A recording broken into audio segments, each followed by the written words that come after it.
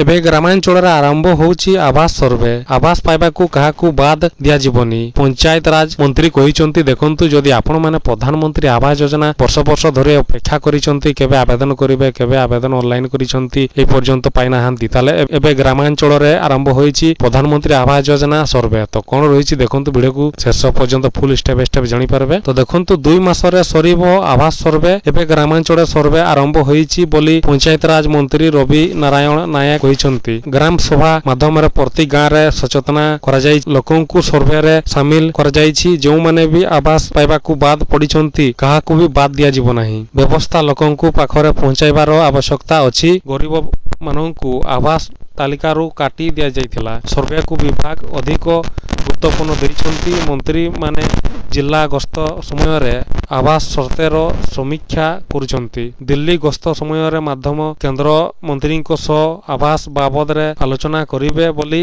ପଞ୍ଚାୟତରାଜ ମନ୍ତ୍ରୀ କହିଛନ୍ତି। ତ ଦେଖନ୍ତୁ ଯଦି ଆପଣମାନେ ପ୍ରଧାନମନ୍ତ୍ରୀ ଆବାସ ଯୋଜନା ଏବେ ପର୍ଯ୍ୟନ୍ତ ପାଇନାହାନ୍ତି, ତାହେଲେ ଏବେ ଗ୍ରାମ ପଞ୍ଚାୟତରେ ଏବେ ମିଟିଂ କରାଯାଉଛି। ଯଦି ଆପଣମାନେ ପାଇନାହାନ୍ତି, ଖୁବ ଶୀଘ୍ର ପାଇବାକୁ ଯାଉଛନ୍ତି, ଅପେକ୍ଷା କରନ୍ତୁ। ଯାକି ଆପଣମାନେ ପଞ୍ଚାୟତରେ ଆପଣମାନେ ଜମା ଦେବେ। ଆପଣମାନେ ସବୁ କିଛି ଆପଣଙ୍କ ଆଧାର ସହିତ ଡକୁମେଣ୍ଟସ ଆପଣମାନେ ପଞ୍ଚାୟତରେ ଜମା ଦେଇକି ଆପଣମାନେ ପ୍ରଧାନମନ୍ତ୍ରୀ ଆବାସ ଯୋଜନା ଘର ପାଇପାରିବେ। ତ ଖୁବ ଶୀଘ୍ର ଆସିବାକୁ ଯାଉଛି ଅପଡେଟ। ଏଇଭଳିଆ ଆଶା କରୁଛି। ଭିଡିଓ ଭଲ ଲାଗିଥିବ ତାହେଲେ ସେୟାର କରନ୍ତୁ, ଲାଇକ୍ କରନ୍ତୁ।